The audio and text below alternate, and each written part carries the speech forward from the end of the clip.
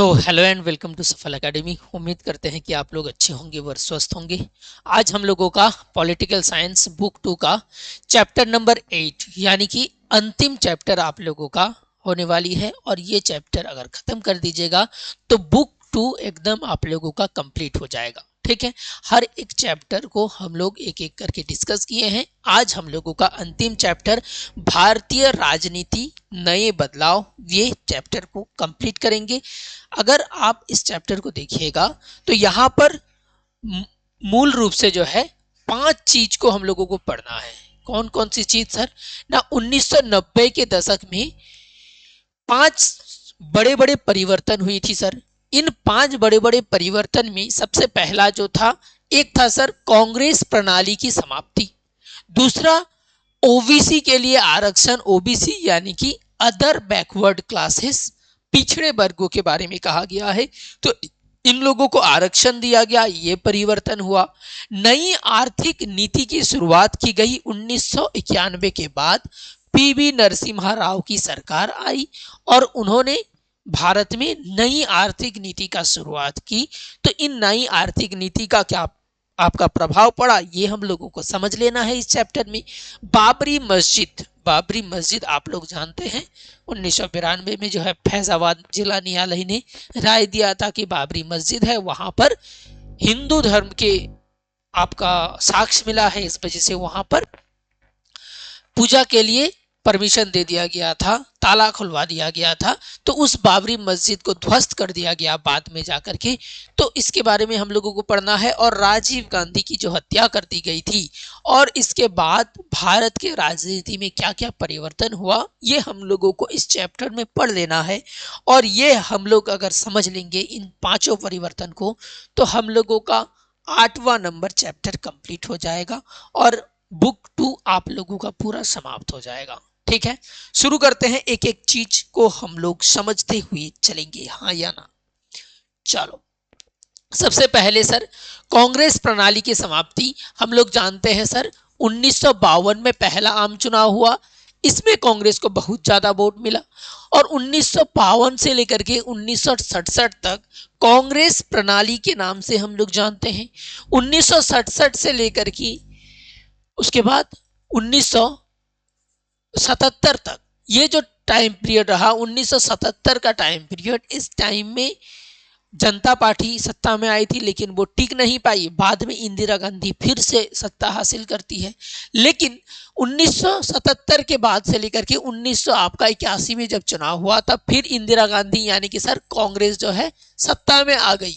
ठीक है, लेकिन कांग्रेस सत्ता में आने के बाद भी 1984 में जब चुनाव हुआ, तब फिर कांग्रेस जीत गई। लेकिन 1989 के बाद से लेकर के कांग्रेस धीरे धीरे पतन होने लगा कांग्रेस का, और फिर से सत्ता में नहीं आया। आज भी अगर देखिएगा कांग्रेस का उतना बोलबाला नहीं है। तो कांग्रेस प्रणाली की किस तरीके से समाप्ति होती है, ये समझिए कि 1989 के चुनाव में कांग्रेस की हार हुई। कांग्रेस 1984 में 415 लोकसभा सीट हासिल की थी। समझ रहे हैं विनोद, कभी भी जो है इतना ज्यादा कांग्रेस को सीट नहीं मिला था। अगर आप देखिएगा 1952 में तो कांग्रेस को कितना सीट मिला था? 369 सीट मिला था। 357 में कांग्रेस को कितना सीट मिला? 371 सीट मिला। और 1962 में कांग्रेस को तीसरा आम चुनाव में 364 सीट मिली थी। 300 के आंकड़े में सीट मिला। लेकिन जब 1984 में चुनाव हुआ, इस टाइम में इंदिरा गांधी को मार दिया गया था। इस वजह से सभी जितने भी भारतीय लोग थे, सभी ने कांग्रेस को वोट डाला, क्योंकि कांग्रेस का एक प्रधानमंत्री थी, एक चेहरा था जिसको आतंकवादियों ने मार दिया था। इस वजह से सभी लोग थोड़ा आहत हो गए थे और सभी लोग मिलकर के इंदिरा गांधी को का पार्टी जो कांग्रेस था उसको वोट डाला। इसी वजह से 400 पार का आंकड़ा पार कर गया। ठीक है, लेकिन 1989 में केवल कांग्रेस को 197 लोकसभा की सीट मिली। यानी कि सर 1984 में सीट कितना? 415। और 1989 में सीट कितना? केवल 197। यानी कि बहुत सीट जो है सर घट गया, बहुत सीट कम हो गया। तो इसके बाद से लेकर के अगर देखिएगा तो धीरे धीरे धीरे धीरे कांग्रेस का पतन ही होता रहा और भाजपा का उदय हुआ। क्यों हुआ सर, देख लीजिए। तो इस टाइम में जो मेन एक मुद्दा था वो हो गया ओबीसी के लिए आरक्षण। 1990 में राष्ट्रीय मोर्चा की सरकार ने से बीपी मंडल या फिर मंडल आयोग की सिफारिशों को लागू किया। अब सर राष्ट्रीय मोर्चा क्या है, अगर आप 1990 का टाइम पीरियड को देखिएगा, 1989 में क्या होती है, कांग्रेस को 197 सीट, केवल 197 सीट मिलती है। इसको तब पूर्ण बहुमत नहीं मिला। पूर्ण बहुमत जब कांग्रेस को नहीं मिला, कांग्रेस तब सोचा कि भैया हम अब सत्ता में ना बैठ करके विपक्ष में रहेंगे। तो एक दूसरे जो आपका जनता दल थी, ठीक है, जनता दल, उसके बाद आपका हो जाएगा भारतीय जनता पार्टी यानी कि बीजेपी, उसके बाद सीपीआई, ये सब जो पार्टी थी, ये सब पार्टी मिलकर के एक अलग से दल गठन करता है, एक गठबंधन होती है जिसको हम लोग राष्ट्रीय मोर्चा कहते हैं। और 1990 में यही राष्ट्रीय मोर्चा की सरकार ने क्या कहा ना, भैया जितने भी पिछड़े वर्ग के लोग हैं उन लोगों के लिए आरक्षण का मुद्दा को उठाया। इसके अंतर्गत केंद्र सरकार की नौकरियों में पिछड़े वर्ग को आरक्षण दिया जाएगा। ओबीसी को मिले आरक्षण के समर्थक तथा विरोधियों के बीच चले इस विवाद को मंडल मुद्दा कहा गया। आपको पूछा जाएगा मंडल मुद्दा क्या है ना, जो आपका कांग्रेस पार्टी थी और जो बाकी विरोधी विपक्षी पार्टी थी जिसको हम लोग राष्ट्रीय मोर्चा कहते हैं, ये राष्ट्रीय मोर्चा चाह रहा था कि जितने पिछड़े वर्ग के लोग हैं उन लोगों को थोड़ा अलग से आरक्षण की व्यवस्था दी जाए। इसी मुद्दे को हम लोग मंडल मुद्दा कहते हैं सर। उसके बाद देखिए नई आर्थिक नीति की शुरुआत। इसकी शुरुआत राजीव गांधी की सरकार के समय हुई और 1991 तक ये परिवर्तन बड़े पैमाने पर प्रकट हुए। नई आर्थिक नीति का अत्यधिक आलोचना हुई। देखियो नई आर्थिक नीति यानी कि न्यू इकोनॉमिकल पॉलिसी, ठीक है, ये एडुकेशन पॉलिसी नहीं है। तो नई आर्थिक नीति ये शुरुआत कब किसके टाइम पर हुआ था ना, राजीव गांधी के टाइम पर सर शुरुआत हुआ था। लेकिन आपको जब पूछा जाएगा किसके टाइम पर शुरुआत हुआ था तो आप बोलिएगा पीबी नरसिम्हा राव ने शुरुआत किया था। ठीक है, राजीव गांधी के टाइम में शुरुआत तो हुई थी लेकिन उतना बढ़ चढ़ के नहीं हुआ था। ठीक है, उसके बाद देखिए तो बाकी राजीव गांधी के मृत्यु के बाद, राजीव गांधी का मृत्यु जो है मई 1991 में हो जाती है। मई 1991 में जब इनका मृत्यु हो गया तब प्रधानमंत्री बनते हैं पीबी नरसिम्हा राव। ठीक है, पीबी नरसिम्हा राव जब प्रधानमंत्री बनते हैं तब भारत में नई आर्थिक नीति का शुरुआत होता है। नई आर्थिक नीति है क्या ना, ये सर ग्लोबलाइजेशन, प्राइवेटाइजेशन और लिबरलाइजेशन यानी कि एलपीजी की शुरुआत होती है। इससे पहले भारत का अर्थव्यवस्था बंद अर्थव्यवस्था था। अब बाहरी देश का जो सामान है ये भारत में आके बिकने लगा और भारतीय सामान बाहर देश में बिकने लगा। ये व्यवस्था शुरू की गई जिसको हम लोग लिबरलाइजेशन, प्राइवेटाइजेशन और ग्लोबलाइजेशन के नाम से जानते हैं।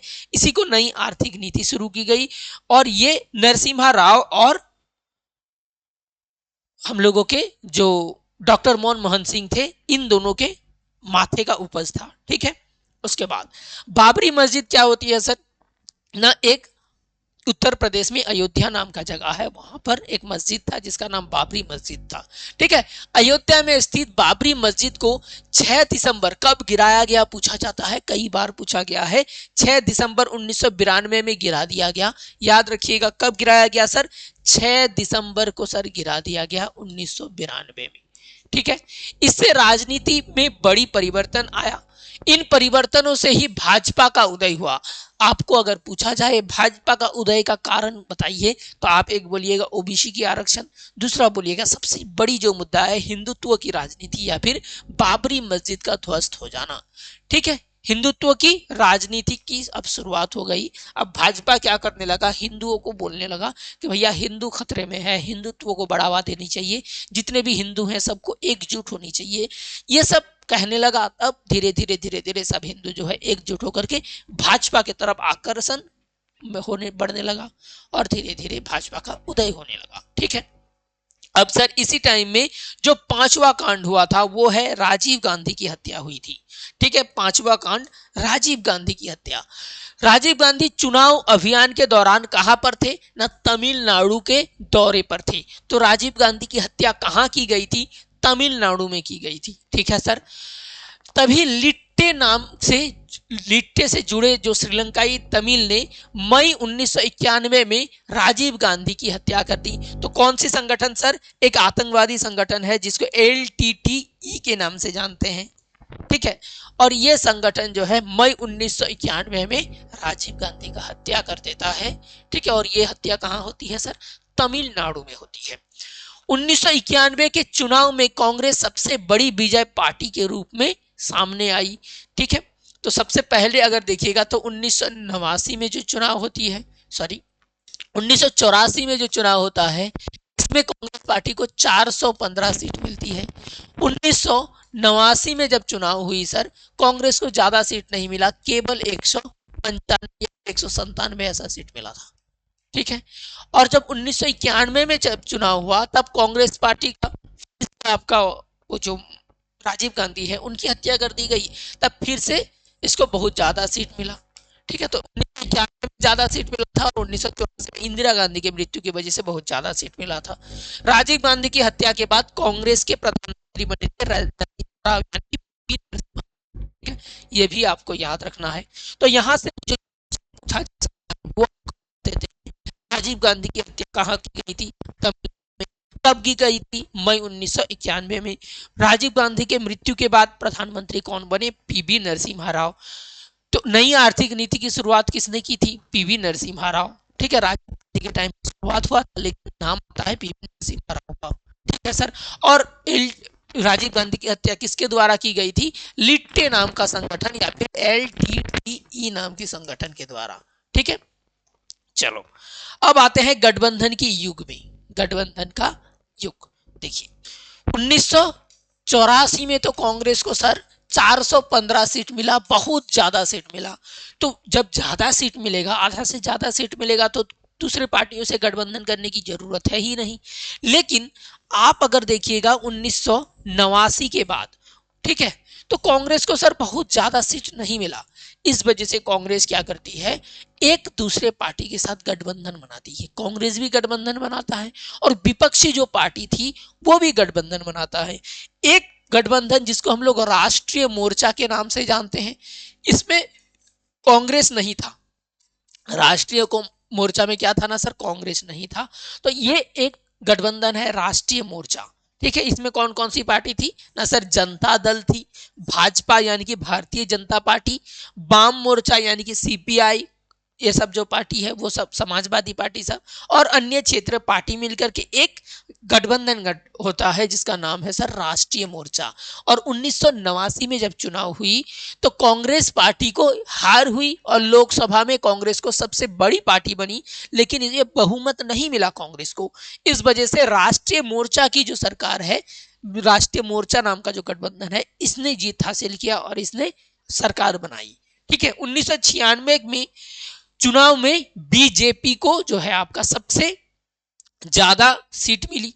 1996 के बारे में बोला जा रहा है। 1989 में क्या हुआ सर, राष्ट्रीय मोर्चा को ज्यादा सीट मिला, कांग्रेस को ज्यादा सीट नहीं मिला। और यहां पर आपका बीपी मंडल जो है प्रधानमंत्री बनते हैं। बीपी मंडल याद रखिएगा, बिंदेश्वरी प्रसाद मंडल, ये बनते हैं आपका प्रधानमंत्री। ठीक है, उसके बाद 1996 के चुनाव में बीजेपी को सर सबसे ज्यादा सीट मिला। तो 1984 के बारे में समझ गए कि कांग्रेस को सर 415 सीट मिला था। 1989 में समझ गए 197 या फिर 195 ऐसा कुछ सीट मिला था। और 1991 में जो है कांग्रेस को सर जीत मिली थी कि कांग्रेस के जो राजीव गांधी थे उनको जो है सर मार दिया गया था। और फिर जब 1996 का चुनाव हुआ तो कांग्रेस को सर हार सीट नहीं मिला, कांग्रेस को हार मिली। और बीजेपी नाम का जो पार्टी है, जिसके उस टाइम में नेता थे अटल बिहारी वाजपेयी, अटल बिहारी वाजपेयी या फिर AB वाजपेयी के नाम से जाना जाता है, इसने सर जीता। लेकिन भाजपा का जो आपका सरकार था, इस सरकार को जो है न्योता मिला कि भैया आपको ज्यादा सीट मिला है तो आप आकर के जो है आप अपना सरकार गठन कीजिए। तो अटल बिहारी वाजपेयी को राष्ट्रपति बुलाते हैं और कहते हैं कि भैया आप प्रधानमंत्री बनिएगा क्योंकि आपको सबसे ज्यादा सीट मिला है भाजपा को, तो आप आधा से ज्यादा वोट प्राप्त करके देखिए दिखाइए।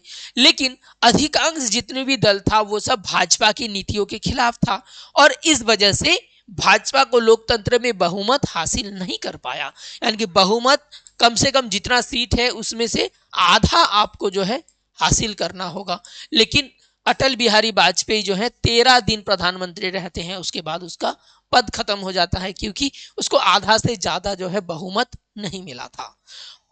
तो ये समझ गए कि 1996 में क्या हुआ। ठीक है सर। इसके बाद चुनाव जो है 2004 में होती है, 1998 में होता है। तो 1998 में बीजेपी को सर बहुत ज्यादा वोट मिला और बीजेपी का जो आपका गठबंधन थी उसको सीट मिला। उसके बाद चुनाव होती है 2004 में सर। 2004 में फिर कांग्रेस का जो पार्टी है ये जीत जाता है। ठीक है। फिर 2008 में चुनाव होता है तो 2008 में भी कांग्रेस का जो गठबंधन सरकार थी ये जीत जाती है। लेकिन 2014 में जब चुनाव हुआ तब बीजेपी को सर बहुत ज्यादा वोट मिला और इसको गठबंधन करने की जरूरत ही नहीं पड़ी। इस टाइम का जो गठबंधन है इसको एनडीए, बीजेपी का गठबंधन को एनडीए कहा जाता था और कांग्रेस के गठबंधन को यूपीए कहा जाता था। यूपीए कांग्रेस के गठबंधन को कहा जाता था और बीजेपी के गठबंधन को हम लोग एनडीए के नाम से जानते थे। सॉरी दिखाई नहीं दे रहा होगा, एक बार देख लीजिए। ठीक है, चलो इसके बाद हम लोग समझते हैं 2014 में सर गठबंधन प्रवृत्ति जो है बदल गई क्योंकि बीजेपी को जो है सर बहुमत मिल गया था, इसको गठबंधन करने की जरूरत पड़ी ही नहीं थी। मई 1996 जून 1996 तक, मई 1996 से जून 1996 तक भाजपा का क्या हुआ ना, अटल बिहारी वाजपेयी की अल्पतम सरकार केवल 13 दिन की सरकार बनी थी। ये याद रखिएगा। मई 1996 में, 1996 के बारे में कहा जा रहा है, जून 1996 तक भाजपा को सबसे कम टाइम के लिए प्रधानमंत्री बने थे कौन, अटल बिहारी वाजपेयी।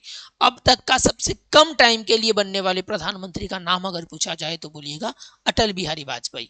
1989 के चुनाव से भारत को जो है, भारत में गठबंधन की राजनीति की शुरुआत हुई। इसके बाद केंद्र में 11 सरकारें बनी और ये सभी गठबंधन की सरकारें थी। यानी कि 1989 से लेकर के अगर 2014 तक देखिएगा तो यहां पर आपको 11 सरकार बना है और 11 प्रधानमंत्री बने हैं।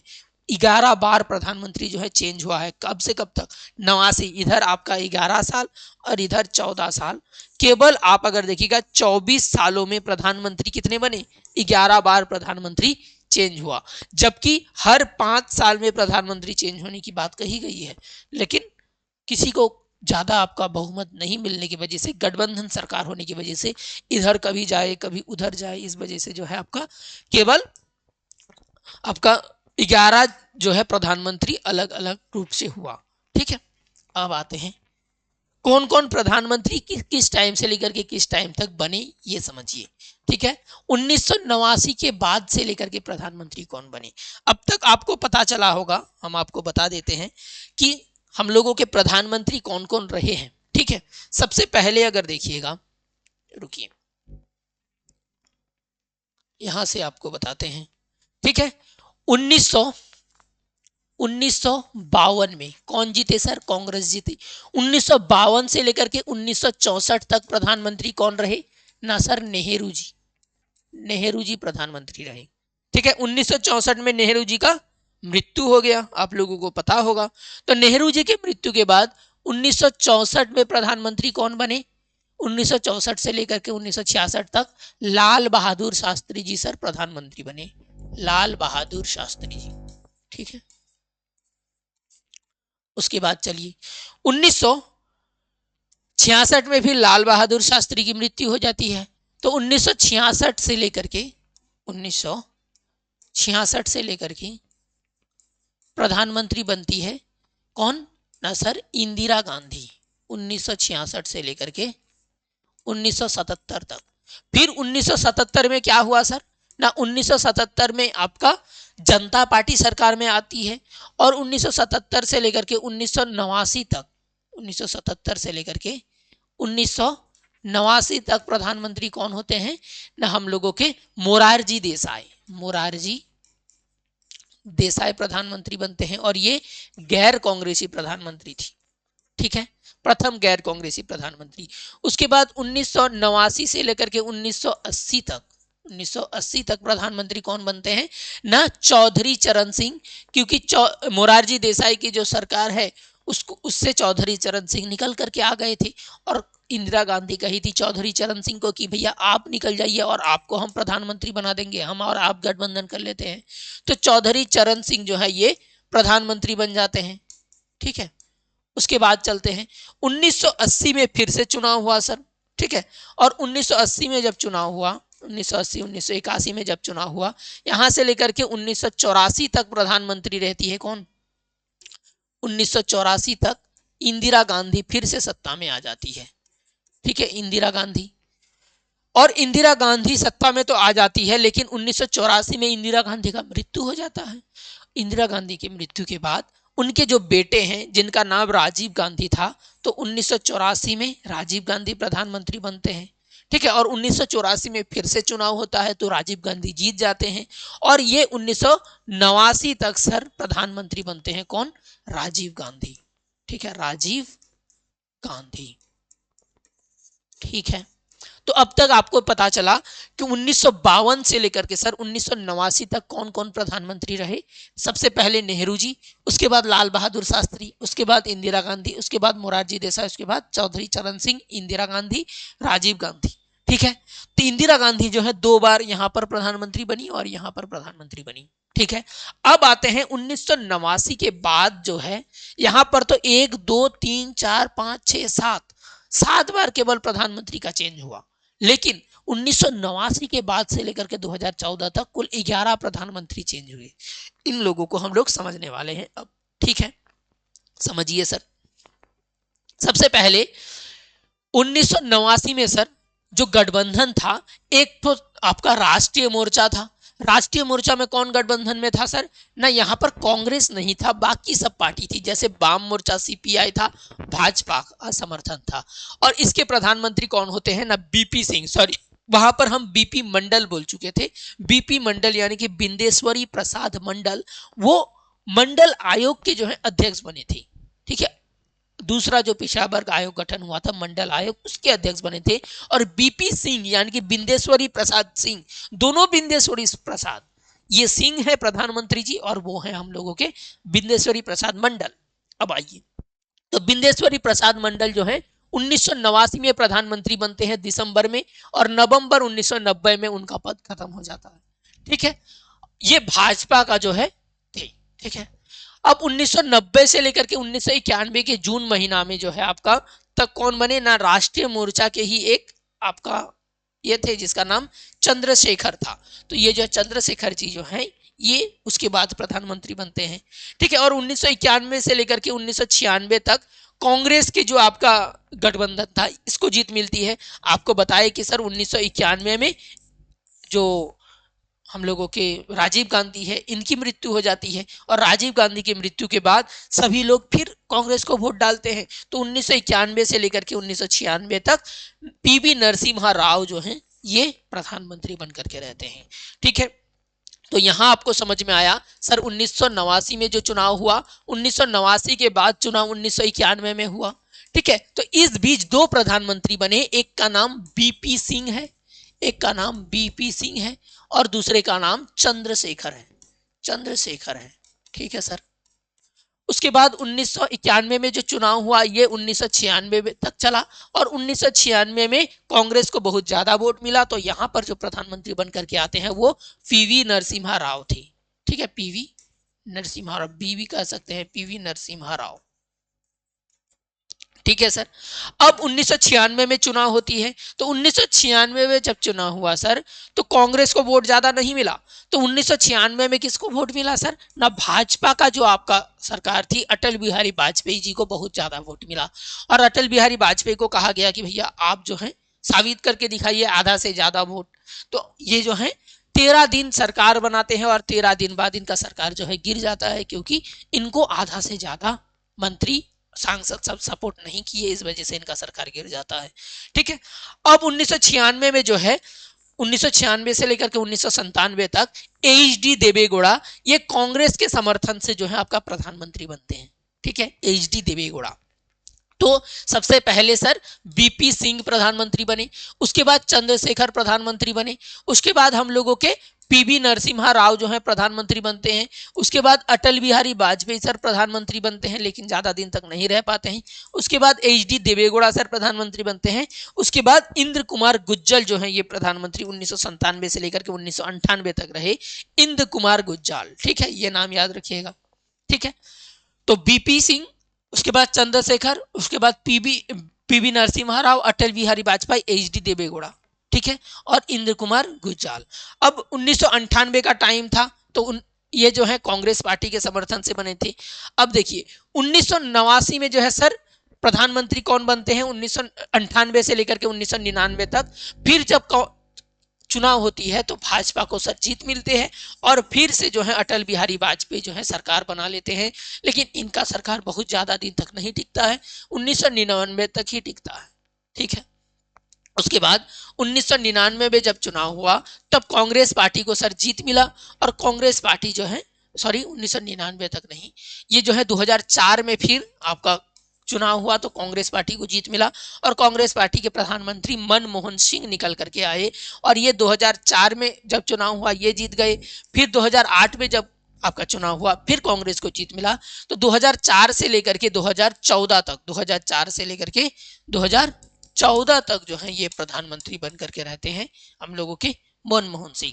और 2014 में मई में जब चुनाव हुआ तब हम लोगों के नरेंद्र मोदी जी जीत करके आते हैं और 2014 से लेकर के अभी 2026 चल रहा है, यही प्रधानमंत्री बने हुए हैं। ठीक है सर, तो प्रधानमंत्रियों के बारे में आप लोगों को एकदम डिटेल से बता दिए कि भारत के सबसे पहले प्रधानमंत्री कौन, उसके बाद प्रधानमंत्री कौन, उसके बाद कौन, सब बता दिए। ठीक है सर, अब देखिए पिछड़ा वर्ग यानी कि ओबीसी, ये हम लोगों का इस चैप्टर का दूसरा टॉपिक है और बहुत ज्यादा इंपॉर्टेंट है आप लोगों के लिए। कोई एक ऐसा टॉपिक नहीं है, कोई एक ऐसा क्वेश्चन नहीं है जिसमें आपको ओबीसी आरक्षण से क्वेश्चन नहीं पूछा गया हो। ठीक है, चलो समझते हैं एक एक करके। अनुसूचित जाति यानी कि सर एससी और अनुसूचित जनजाति यानी कि एसटी, ये दोनों तो आपका निचले तबके का था, इन लोगों का विकास नहीं था। लेकिन इन लोगों को छोड़ करके समाज में कुल ऐसे जाति भी थी जिसका सर विकास नहीं हो पा रहा था। सामाजिक और शैक्षिक रूप से ये लोग पिछड़े समुदाय माने जाते थे और एससी और एसटी को छोड़ करके जो सब समुदाय जो है पिछड़े रह गए उन लोगों को पिछड़ा वर्ग कहा गया। ठीक है, तो एससी और एसटी को छोड़ करके बाकी जो आपका समुदाय है जो पिछड़ा रह गया उसको कहा गया पिछड़ा वर्ग यानी कि अदर बैकवर्ड क्लासेस। बैकवर्ड यानी कि पिछला। ठीक है सर, अब आते हैं अन्य पिछड़ा वर्ग का राजनीतिक उदय कैसे हुआ ना। जब आप लोगों का कांग्रेस को बहुत ज्यादा वोट मिल रहा था तब एक पार्टी थी जनता पार्टी और भारतीय जनता पार्टी। इन लोगों ने सोचा कि भैया हम लोगों को कुछ ऐसा मुद्दा उठाना होगा ताकि वो मुद्दा लोगों का हो, पिछड़े समुदाय का हो। इस वजह से उन लोगों ने पिछड़े वर्ग को लेकर के राजनीति करना शुरू कर दिया और इन लोगों का कहना था कि भैया हम लोग जो है पिछड़े वर्ग को का उदय करेंगे, इन लोगों का विकास होनी चाहिए, ये मुद्दा उठाते हैं। ठीक है, तो पिछड़े जातियां धीरे धीरे कांग्रेस पार्टी से दूर होती गई और विरोधी पार्टियों से जो है जुड़ती गई। इससे कांग्रेस गैर कांग्रेसी दलों को राजनीतिक अवसर मिला। इन दलों ने ओबीसी का समर्थन दिया यानी कि जो पिछड़े वर्ग है उन लोगों का समर्थन दिया कि भैया आप लोगों का विकास होने चाहिए। सच में आप लोगों का विकास नहीं हो रहा है। संयुक्त सोशलिस्ट पार्टी, भारतीय क्रांतिकारी दल के ग्रामीण पिछड़े वर्गों का समर्थन था। इन पिछड़े वर्गों के मदद से 1977 में जो है जनता पार्टी की स्थापना होती है। तो ये बात याद रखिएगा, जनता पार्टी की सरकार बनी कब, 1977 में, और प्रधानमंत्री मोरारजी देसाई थे, ये आप लोगों को पता होगा। तो जनता पार्टी की जो सरकार बनती है इसका मेन मुद्दा क्या था सर, ये लोग जो है यही ओबीसी को समर्थन दे रहे थे, ओबीसी को लागू करने की बात कर रहे थे। ठीक है, उसके बाद आइए काका कालेकर आयोग या फिर प्रथम पिछड़ा वर्ग आयोग। ये एमसीक्यू में आपको पूछा जाता है कि भारत का प्रथम पिछड़ा वर्ग आयोग का क्या नाम है, तो बोलिएगा प्रथम पिछड़ा वर्ग आयोग का नाम है काका कालेकर समिति। दूसरा पिछड़ा वर्ग आयोग का क्या नाम है, बीपी मंडल समिति, ठीक है, या फिर मंडल आयोग। तो एक आपका काका कालेकर आयोग, ये क्या है सर ना, प्रथम पिछड़ा वर्ग आयोग है। भारत के पहले पिछड़ा वर्ग आयोग का नाम काका कालेकर आयोग है। ये आयोग 29 जनवरी 1953 में भारत के राष्ट्रपति के आदेश में काका कालेकर समिति की अध्यक्षता में गठन की गई थी। तो आपको पूछा जाए कि भारत के प्रथम पिछड़ा वर्ग आयोग का नाम काका कालेकर समिति किसकी अध्यक्षता में गठन की गई थी, काका कालेकर के अध्यक्षता में गठन की गई थी। किसने सिफारिश किया था ना, राष्ट्रपति के कहने पर, राष्ट्रपति के आदेश पर। कब गठन किया गया था, 29 जनवरी 1953 में आपका गठन किया गया था। राष्ट्रपति कौन थे, राजेंद्र प्रसाद, ठीक है। इसे प्रथम पिछड़ा वर्ग आयोग 1955 के नाम से जाना जाता है, ठीक है। तो प्रथम पिछड़ा वर्ग आयोग के नाम काका कालेकर आयोग ने 1955 में अपनी रिपोर्ट प्रस्तुत किया, लेकिन इसका रिपोर्ट तो दे दिया, लेकिन इसकी बात को माना नहीं गया, सरकार ने इसका बात नहीं माना, ये जो है ठंडे बस्ते में चला गया, ठीक है। अब मंडल आयोग की स्थापना होती है 1990 के दशक में। अन्य पिछड़ा वर्गों के बीच लोकप्रिय ऐसे ही आपका राजनीतिक समूहों को जनता दल ने एकजुट किया, यानी कि 1980 के टाइम पीरियड में जो लोग पिछड़े वर्गों के थे उन लोगों को एकजुट करते हैं और कहते हैं भैया आप लोगों का विकास रुका हुआ है, आप लोग मुझे समर्थन दीजिए और हम लोग आप लोगों के लिए सोचेंगे, आप लोगों का विकास करेंगे। और जितने भी पिछड़ा वर्ग के लोग थे वो लोग जो है जनता पार्टी को वोट देते हैं। इसी वजह से 1977 से 1989 की जो जनता पार्टी की सरकार थी उसने पिछड़े वर्गों के लिए आरक्षण की मांग उठाई, ठीक है। नौकरी में आरक्षण के सवाल पर तीखे वाद विवाद हुए और इन विवादों में अन्य पिछड़ा वर्ग अपनी पहचान को लेकर के ज्यादा सजग हुआ और इन लोगों को पता चला कि भैया हम लोगों का सच में स्थिति जो है पिछड़ा है, हम लोग आगे नहीं आ पाए हैं, हम लोगों का विकास होना चाहिए। तो 1977 से लेकर के 1989 में आप लोग जानते हैं जनता पार्टी जो है सरकार बनाई थी, मोरारजी देसाई जो है प्रधानमंत्री बने थे और इसी ने जो है आपका इस टाइम में यहां पर देख सकते हैं बीपी आपका मंडल की अध्यक्षता में मंडल आयोग, मंडल कमीशन की स्थापना की जा रही है, ठीक है।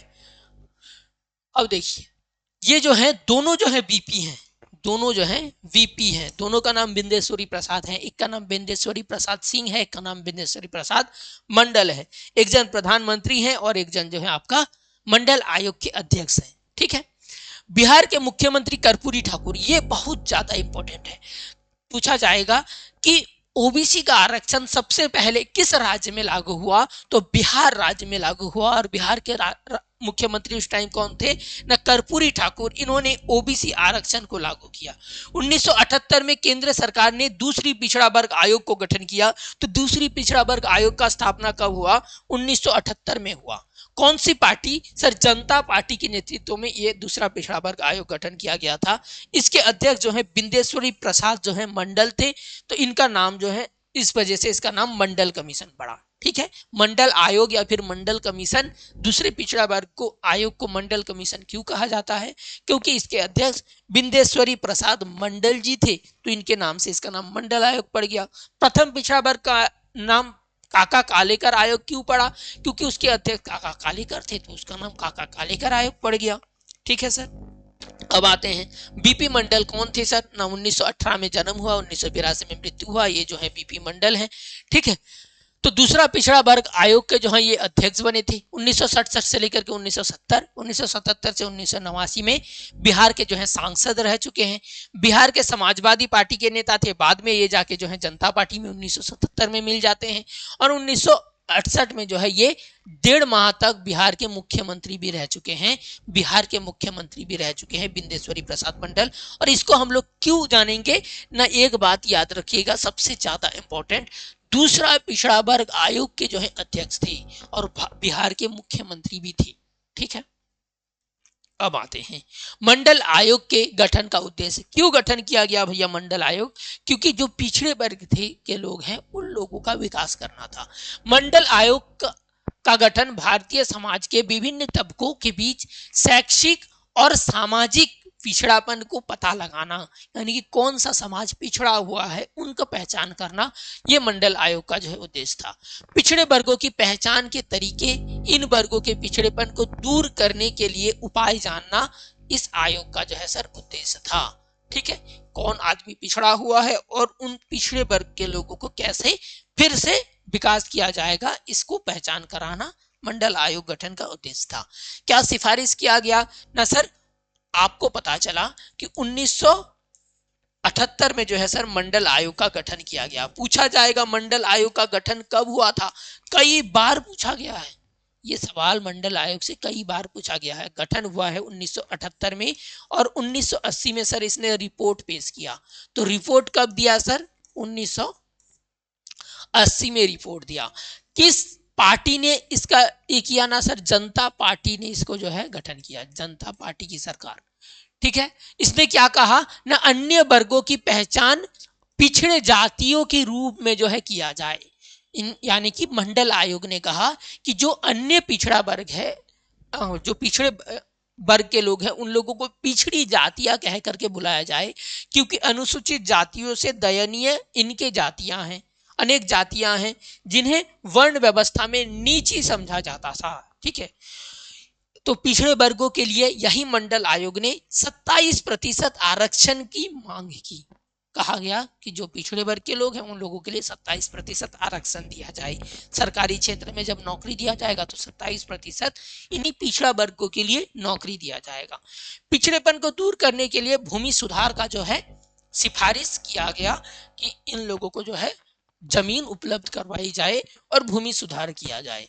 तो 3 मांग की गई कि भैया जो पिछड़े लोग हैं उन लोगों को पिछड़ी जाति कह करके बोला जाए, उन लोगों को 27% आरक्षण लिया जाए और भूमि सुधार की व्यवस्था की जाए उन लोगों के लिए। ये 3 सिफारिश मंडल आयोग ने किया। सबसे ज्यादा पूछा गया सवाल, मंडल आयोग के अध्यक्ष कौन थे? तो बीपी मंडल यानी कि बिंदेश्वरी प्रसाद मंडल।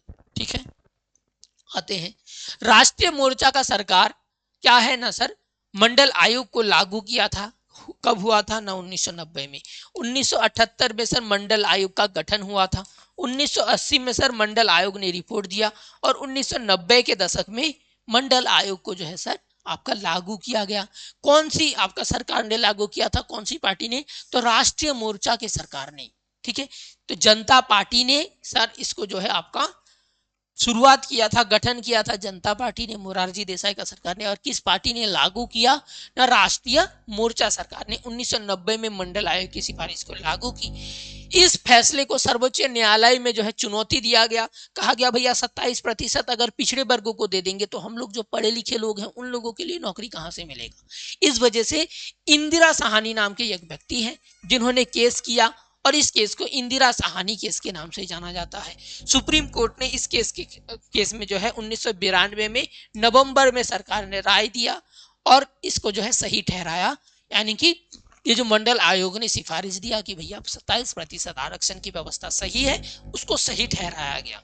ठीक है, तो यहां पर क्या हुआ ना सर, 1978 में मंडल आयोग का गठन किया गया, 1980 में रिपोर्ट पेश हुआ, 1990 में ये राष्ट्रीय मोर्चा की जो सरकार बना था, जब बीपी सिंह जो है प्रधानमंत्री बने थे, तो वो क्या करते हैं, मंडल आयोग को लागू कर देते हैं।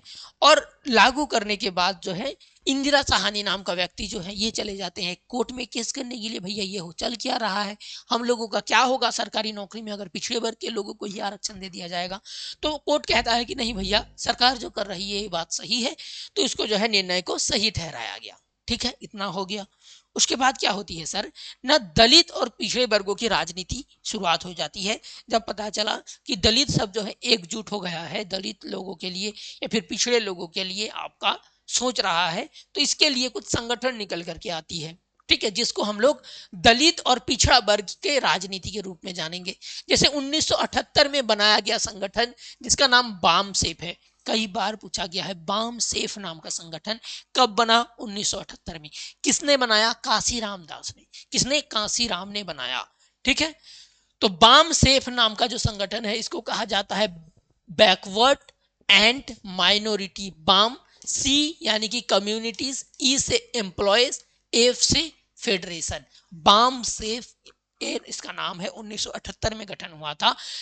बाद में ये जो है बहुजन राजनीति के लिए जो है बदल गया। बहुजन राजनीति यानी कि पिछड़े वर्गों के बारे में। बहुजन जब भी कहा जाए तो आप उसको पिछड़े वर्ग से जोड़ दीजिएगा, ठीक है। जैसे बहुजन समाजवादी पार्टी, ये किसको लेकर के सोचता है? तो पिछड़े वर्गों को लेकर के सोचता है। इसी से दलित शोषित समाज संघर्ष समिति बनी, ठीक है। तो बामसेब नाम का संगठन कांसीराम ने स्थापित किया। बीएसपी, ये आपका जो दल है, इसका स्थापना भी कांसीराम ने किया, ठीक है। उसके बाद और एक दल है जिसको हम लोग 4D के नाम से जानते हैं, उसको भी हम लोग पढ़ेंगे, समझेंगे। तो आपको अगर पूछा जाए बामसेब की स्थापना किसने की, तो बोलिएगा कांसीराम ने की।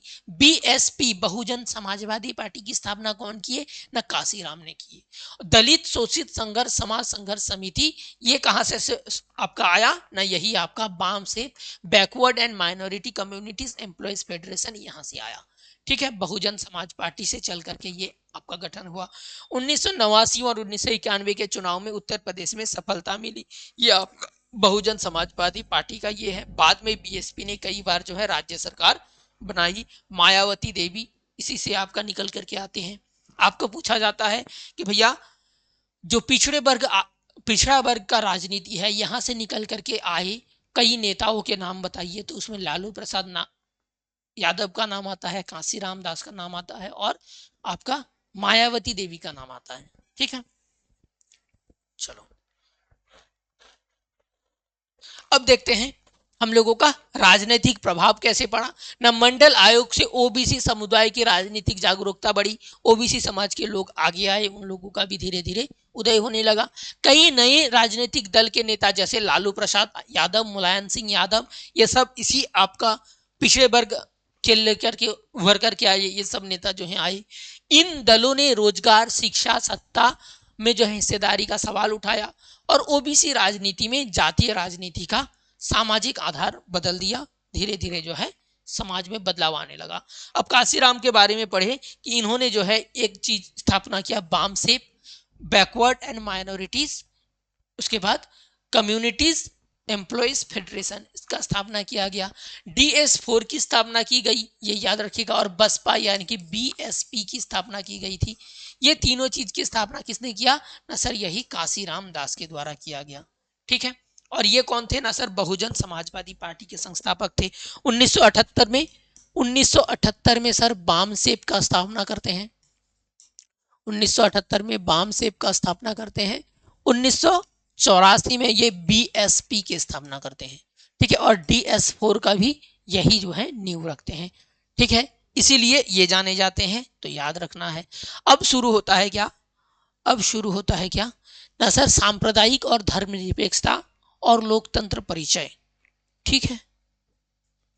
अब देखिए बाबरी मस्जिद को लेकर के, धर्म को लेकर के धीरे धीरे अब भाजपा जो है उदय होगा इसका। 1980 के दशक में भारतीय राजनीति में धार्मिक पहचान पर आधारित जो है एक राजनीति का उदय हुआ कि भैया अब जो है राजनीति जो होगा वो धर्म को लेकर के होगा, हिंदू को लेकर के होगा। इससे धर्मनिरपेक्षता और लोकतंत्र से जो है के सिद्धांतों पर सवाल उठी। इस अवधि में जनता पार्टी के बिखराव के बाद पूर्ववर्ती जनसंघ के जो समर्थक थे वो 1980 में भारतीय जनता पार्टी का गठन करते हैं। यानी कि सर पहले आपका एक पार्टी था जिसको हम लोग जनसंघ पार्टी के नाम से जानते हैं। जनसंघ पार्टी से एक नया पार्टी आया 1977 में जिसको हम लोग जनता पार्टी के नाम से जानते हैं। अब जनता पार्टी से 1980 में एक नया पार्टी का जन्म हुआ जिसको हम लोग भारतीय जनता पार्टी के नाम से जानते हैं, जिसको बीजेपी कहते हैं। यही लिखा गया है। भाजपा ने अपनी विचारधारा के रूप में गांधीवादी समाजवाद और सांस्कृतिक राष्ट्रवाद को अपनाया। यानी कि पहले जब ये भाजपा का गठन हुआ तब इसने अपने विचारधारा को क्या कहा कि भैया हम लोग गांधीवादी विचारधारा के हैं, हम लोग समाजवादी विचारधारा के हैं, और हम लोग जो है सांस्कृतिक राष्ट्रवाद को मानते हैं, ठीक है। और विचारधारा को लेकर के 1984 में जो है चुनाव होती है और इसको जो है सफलता उतना ज्यादा नहीं मिलता है, ठीक है। तो यहां पर कहा गया है कि भैया भाजपा का जब 1980 में गठन हुआ, ठीक है, उसके बाद चुनाव हुआ 1984 में, और इसका विचारधारा क्या था? गांधीवादी विचारधारा, गांधीवाद को बढ़ाया दिया जाए। लेकिन ये जब इस विचारधारा को लेकर के सामने आया तो लोगों ने इसको वोट दिया ही नहीं। बाद में जाकर के इसने अपना विचारधारा को चेंज किया। ठीक है, इसने 1986 में भाजपा ने अपनी विचारधारा के केंद्र में हिंदुत्व की राजनीति को रखा कि भैया हिंदू जो है खतरे में है, इन लोगों को विकास होनी चाहिए। तो इस विचारधारा को जब लाए तब भाजपा को जो है समर्थन मिलने लगा। भाजपा जब हिंदुओं के बारे में सोचने लगा तब इसको लोगों ने वोट डालना शुरू किया। और ये हिंदुत्व की विचारधारा देने वाले कौन है न, विनायक दामोदर सावरकर। विनायक दामोदर सावरकर हिंदुत्व की विचारधारा को देते हैं। इस अवधारणा को लोकप्रिय बनाया और इनके अनुसार भारतीय वही है जो भारत के पितृभूमि और पुण्य भूमि मानते हैं, यानी कि भारत को पुण्य भूमि और मातृभूमि मानने वाले को ही ये मानते हैं कि भैया वही भारतीय है। ठीक है, और यहाँ पर दिया गया भाजपा के कैसे उदय हुआ। 6 अप्रैल 1980 में सर भारतीय जनता पार्टी का उदय आपका गठन होता है। दिसंबर 1990 में पहली बार अटल बिहारी वाजपेयी जो है अध्यक्ष चुने जाते हैं। भाजपा का प्रथम अध्यक्ष कौन था? अटल बिहारी वाजपेयी। लोकसभा के चुनाव में पहली बार जो है 2 सीट मिलती है केवल 1984 में। और 1984 में जब चुनाव होती है तो कांग्रेस को कितना सीट मिलता है? कांग्रेस को 415 सीट मिलता है, यानी कि कांग्रेस भाजपा का केवल 2 सीट और कांग्रेस को 415 सीट, इतना अंतर था। 1986 में लाल कृष्ण आडवाणी जो है ये बीजेपी के दूसरे अध्यक्ष चुने जाते हैं। तो पहले अध्यक्ष कौन थे? अटल बिहारी वाजपेयी थे। दूसरे अध्यक्ष लाल कृष्ण आडवाणी थे। अब देखिए एक विवाद शुरू होता है जो आपका ये महिला थी जिसका नाम शाहबानू था। शाहबानू था, इन्होंने क्या कहा कि भैया हम बूढ़े हैं, हम मुस्लिम महिला हैं और हम मेरा उम्र भी बहुत ज़्यादा हो गया है और मेरे जो पति हैं उन्होंने मुझे तलाक दे दिया है, तो मुझे क्या करना, थोड़ा पैसा दिया जाए पति की तरफ से ताकि मेरा गुजारा चल सके। ठीक है, तलाक यानी कि डिवोर्स दे देना। और 1986 के यही 2 घटना जो है 2 घटना घटी थी जिससे भाजपा का जो है राजनीति में धीरे धीरे उदय होने लगा। पहला जो है आपका 1985 का शाहबानू विवाद। शाहबानू के बारे में जानिए अभी। ये 1962 के तलाकशुदा मुस्लिम महिला थी जो अपने गुजारे के लिए अपने पति से जो है भत्ता मांग रही थी। सर्वोच्च न्यायालय ने शाहबानू के पक्ष में जो है निर्णय दिया, कहा कि हाँ इसको जो है पैसा मिलने चाहिए उसके पति के पास से। लेकिन जो मुस्लिम संगठन के लोग हैं इन लोगों को लगा अगर जैसे ही हर पति उसके पत्नी को पैसा देने लगेगा तो ये तो आपका भारत का जो मुस्लिम का पर्सनल लॉ है उसका जो है विवाह का नियम है वो तो उल्लंघन हो रहा है। इस वजह से सर्वोच्च न्यायालय का निर्णय को मुस्लिम पर्सनल लॉ का हस्तक्षेप माना गया और कहा गया कि भैया ये सुप्रीम कोर्ट ने सही नहीं किया, मुस्लिमों ने इसका विरोध किया। ठीक है, तो ये आपका पहला कारण है जो भाजपा का उदय का कारण बना। भाजपा ने इस चीज को समर्थन दिया। और दूसरा जो कारण है और सबसे जटिल कारण वो है अयोध्या। अयोध्या का राम मंदिर को लेकर के ये समझ लेते हैं। सुप्रीम कोर्ट ने तो आपका राय दे दिया कि भैया हाँ शाहबानू को उसका लिए पैसा मिलनी चाहिए, लेकिन बाद में मुस्लिमों ने बहुत ज्यादा आंदोलन किया और कांग्रेस को लगा कि नहीं ये बात मुस्लिमों के लिए हम लोगों को सोचना होगा। और मुस्लिम के लिए 1986 में एक कानून पारित किया गया, मुस्लिम महिला तलाक से संबंधित अधिकारों का संरक्षण अधिनियम 1986, ये कानून पारित किया गया। इससे सुप्रीम कोर्ट ने जो कहा कि हर महिला को तलाक के बाद पैसा मिलने का अधिकार है, इसको जो है आपका बदल दिया गया, निरस्त कर दिया गया।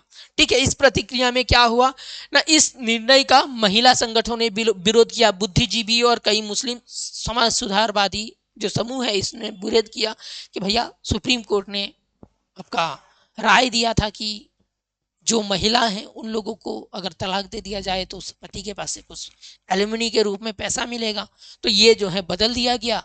इस वजह से भाजपा ने कहा, कांग्रेस जो है ये अल्पसंख्यक तुष्टिकरण कह करके कांग्रेस को आलोचना की गई। कहा गया कि भैया ये मुस्लिमों को लिए जो है सोच रहा है, ये महिलाओं के लिए नहीं सोच रहा है, इस तरीके से कह करके आलोचना की गई।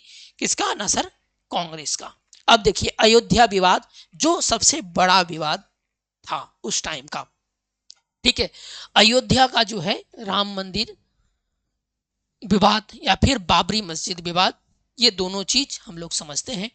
1900 नहीं सॉरी बहुत पहले की बात है, 1528 में बाबर का शासन था और उसके जो आपका ये था उसका नाम मीर बाकी था, मीर बाकी। ठीक है, अयोध्या में क्या करता है, वहां पर माना जाता है कि मंदिर था, और मंदिर के ये वाला निचला हिस्सा को रख करके ऊपर वाला जो हिस्सा है, इस ऊपर वाले हिस्सा को तोड़ करके यहाँ पर 3 गुंबद बना करके इस मंदिर को मस्जिद बना दिया गया था, ऐसा कहा जाता है। ठीक है, तो 1528 में ये क्या हुआ था ना, अयोध्या पर बाबर के आपका द्वारा 3 गुंबद ढांचा वाला एक मस्जिद, जिसका नाम बाबरी मस्जिद था, ये निर्मित किया गया। परंतु ढांचे के आंतरिक और बाह्य भागों में जो है हिंदी प्रतीक था। ये अगर बाहर बाहर देखिएगा नीचे वाला हिस्सा में, तो यहाँ पर कई देव देवियों का मूर्ति देखने के लिए मिलेगा, लगेगा कि भैया ये तो हिंदू मंदिर है। ठीक है, अवशेष था, श्री राम का जन्म स्थान होने के कारण यह स्थान हिंदू धर्मावलंबियों के लिए बहुत ज्यादा महत्वपूर्ण था। ठीक है, और अत्यंत पवित्र भी था। और बाद में जाकर के हिंदुओं ने जो है इस मस्जिद में अपना कब्जा जमाने के लिए फैजाबाद जिला न्यायालय में अपील किया कि भैया ये तो हम लोगों का हिंदुओं का मंदिर है, देखिए यहाँ पर हिंदुओं का जो है साक्ष्य मिल रहा है, जबरदस्ती बाबर आकर के यहाँ पर उस मंदिर तोड़ करके मस्जिद बना दिया है। तो वो हिंदू सब जो है फैजाबाद जिला न्यायालय में यहाँ पर आपका अयोध्या में अपील करते हैं। फैजाबाद जिला न्यायालय क्या करता है, 1986 में कह देता है कि हाँ ये मंदिर के जैसा है, तो यहाँ पर ताला खुलवा दिया जाए और वहां पर पूजा के लिए अनुमति दे दी गई।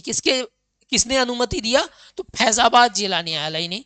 तो यहां से आपको क्वेश्चन पूछा जाएगा कि फैजाबाद किसने 1986 में मंदिर का ताला खुलवाने का इजाजत दिया, तो बोलिएगा फैजाबाद जिला न्यायालय ने। ठीक है, इससे दोनों समुदायों में असहमति और तनाव बढ़ गया। दोनों को लगा कि भैया, हिंदुओं को लगा कि ये तो हम लोगों का ये है मस्जिद मंदिर है, और मुस्लिमों को लगा कि ये तो पहले से हम लोगों का मस्जिद था और हिंदू सब जो आकर के हम लोगों के ऊपर कब्जा कर रहा है। अब क्या हुआ ना, 6 दिसंबर 1992 को 3 गुंबज का ये जो बाबरी मस्जिद है, इसको जो है गिरा दिया गया। इस घटना ने पूरे देश में गहरी जो है राजनीतिक और सामाजिक प्रतिक्रिया उत्पन्न हो गई तथा भारतीय लोकतंत्र के सामने बड़ी चुनौती खड़ी कर दी, जब हिंदू और मुस्लिम में विवाद शुरू हो गया और बाबरी मस्जिद का जो गुंबज का वाला ढांचा है, इसको गिरा दिया गया। कब पूछा जाता है, तो बोलिएगा 1992 6 दिसंबर में ये 3 गुंबज जैसे था, तो इसको गिरा दिया जाता है। ठीक है, इसके बाद सुप्रीम कोर्ट के पास ये विवाद पहुंचती है। तो विवाद के बाद विवादित भूमि जो है आपका सुप्रीम कोर्ट की राय आती है कब ना, 9 नवंबर 2019 में। 2 सवाल आपको पूछा जाता है। सबसे पहला कहा जाएगा कि ये जो बाबरी मस्जिद है, इसको कब गिरा दिया गया था, तो 6 दिसंबर 1992 को सर गिरा दिया गया था। तब से कोर्ट में केस चल रहा था और 9 नवंबर 2019 को इसका सर फैसला आया, और सर्वोच्च न्यायालय के 5 जज मिल करके सभी जजों ने कहा कि ये जो सर्वसम्मति से निर्णय दिया कि विवादित जो श्री राम जन्मभूमि ट्रस्ट है, ये जो जगह है, इसको किसको दिया जाएगा, श्री राम जन्मभूमि आपका तीर्थ क्षेत्र को दिया जाएगा। ठीक है, और इसके बदले यहाँ पर जो जमीन है, उस जमीन के बदले जमीन जो है सुन्नी वक्फ बोर्ड के लिए मस्जिद निर्माण के लिए दूसरे जगह में दिया जाएगा। यानी कि यहाँ पर ये जो अभी मंदिर देख रहे हैं, ये बाद में बना है, वहीं पर आपका मस्जिद था और इस मस्जिद को तोड़ करके यहाँ पर मंदिर बनाया गया। यानी कि उस मस्जिद वाला जो जगह है, सभी 5 जज ने मिल करके सहमति दिया कि हाँ इस जगह में जो है आपका मस्जिद के जगह में मंदिर बना दिया जाएगा, और इस जगह में यहाँ पर जो जगह था, वो जगह के बदले किसी दूसरे जगह में सुन्नी वक्फ बोर्ड को यानी कि मुस्लिमों को जगह दिया जाएगा, ऐसी कहा गया। ठीक है, अब 1984 में 1989 में किसने जीता किसने हारा, ये सब तो आपको बता दिए, फिर भी मोटा मोटा लिखा गया है। 1984 में कांग्रेस को जो है सर 415 सीट मिला था और भाजपा को केवल जो है 2 सीट मिला था। भाजपा को जो है केवल 2 सीट मिला था, यानी कि कांग्रेस बीजेपी का उतना कुछ था ही नहीं, केवल 2 सीट, समझ रहे हैं। उसके बाद 1989 के बाद जो है परिवर्तन आने लगा। ठीक है, ये सब हिंदूवादी जो है आंदोलन शुरू होने लगी, और 1989 के चुनाव में भारतीय राजनीति में जो है गठबंधन का युग शुरू हो गया। कांग्रेस का प्रभाव घटने लगा भाजपा को जो है सशक्त राष्ट्रीय दल के रूप में इसका उदय होने लगा। 2004 से लेकर के 2024 तक क्या स्थिति बनी ना, 2004 में सर एक आपका संगठन बना जिसको यूपीए कहा गया। ये किसकी संगठन है सर ना, ये सर कांग्रेस को लेकर के, कांग्रेस के जितने भी मानने वाले हैं उन लोगों का संगठन है। और भाजपा को मानने वाले जो संगठन है उसको एनडीए कहा गया, राष्ट्रीय आपका जागरण ऐसे कर गठबंधन ऐसा कुछ नाम होगा, ठीक है। और ये है यूपीए यानी कि यूनाइटेड प्रोग्रेसिव अलायंस ऐसा नाम होगा, संयुक्त प्रगतिशील गठबंधन, ठीक है। तो ये गठबंधन आपका हुआ कब बना ना, 2004 में बना।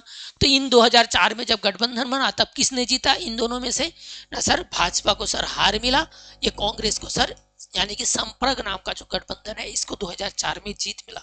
फिर 2004 के बाद 2009 में चुनाव हुआ, 2008 बोल रहे थे तब 2009 कीजिएगा, तब फिर कांग्रेस को जो है 145 सीट इसमें मिला था कांग्रेस को, 145 सीट 2004 में, ठीक है। और 2006 में जाकर के सीट थोड़ा बढ़ गई और 2009 में जाकर के 206 हो गया। और यूपीए जो आपका सरकार थी इसको फिर से आपका जीत मिलती है, और कांग्रेस का यानी कि भाजपा को जो है सर 2009 में भी हार मिलती है। 2004 में भी सर 2004 में सर कांग्रेस जीत जाती है, और 2009 में भी सर कांग्रेस का जो गठबंधन है गठबंधन जीतता है, कांग्रेस केवल नहीं, कांग्रेस का गठबंधन जीत जाता है। और 2014 में जब चुनाव हुआ तब भाजपा को जो है बहुत ज्यादा वोट मिल करके आया, 282 सीटें मिली। 30 वर्षों बाद जो है ऐसी घटना घटी, ठीक है। 2019 में कांग्रेस भाजपा को, भारतीय जनता पार्टी को और भी ज्यादा वोट मिला, 303 सीटें मिल करके मिली। और 2024 में ये घट करके 240 हो गया, ठीक है। और कांग्रेस को 99 सीट मिला इस बार 2024 के चुनाव में, ठीक है। फिर 2029 में चुनाव होने वाला है, 2029 में चुनाव होने वाला है, ठीक है। अगर इसके इस बीच जो है अगर नरेंद्र मोदी का सरकार गिर जाए तो बीच में भी चुनाव हो सकता है, ठीक है। तो ये स्थिति बनी हुई है अब तक। और आज हम लोगों का जो है ये 9वां नंबर जो चैप्टर है ये समाप्त, 8वां नंबर जो चैप्टर है ये समाप्त होता है, और नया जो हम लोगों का सिलेबस है यही तक आपका था। इसके बाद हम लोगों का ऑब्जेक्टिव बचा हुआ है और सभी चैप्टर का सब्जेक्टिव बचा हुआ है, उन लोगों को हम लोग कंप्लीट करेंगे, और बुक 1 को भी हम लोगों को कंप्लीट करना है, ठीक है। उम्मीद है कि आप लोग समझ रहे होंगे, धीरे धीरे समझिए, ठीक है। ज़्यादा जल्दी जल्दी तुरंत तुरंत समझिएगा तो दिमाग से उड़ जाएगा। हर एक जो चैप्टर है उसको कम से कम 2 घंटा आपको पढ़ने के लिए देना ही पड़ेगा। थोड़ा इधर उधर करके कम टाइम में निकल करके दीजिएगा तो एग्ज़ाम के टाइम में दिमाग से निकल जाएगा। लिखने के टाइम में आपको पता चलेगा कि भैया पढ़े तो थे, समझे तो थे, लेकिन सर याद नहीं रहता है। क्यों याद रहेगा? क्योंकि उसमें आप ज़्यादा टाइम नहीं दिए, ज़्यादा वक्त दीजिएगा तब वो आपके दिमाग को लगेगा कि हाँ ये इम्पोर्टेंट है, तभी ये इसमें ज़्यादा टाइम लगा रहा है, तब आपके ब्रेन भी बोलेगा हाँ इसको याद रखना चाहिए। तो इसी तरीके से आप अपने एग्ज़ाम में के लिए जो है तैयार हो जाइए, ठीक है। तो बुक 2 स्वतंत्र भारत में राजनीति कंप्लीट हुआ। अब समकालीन विश्व में राजनीति, इस आपका बुक 1 को कंप्लीट करना है, शुरू करेंगे, ठीक है। तो यहाँ पर हम लोग आज का क्लास को विराम देते हैं। जय हिंद, जय भारत।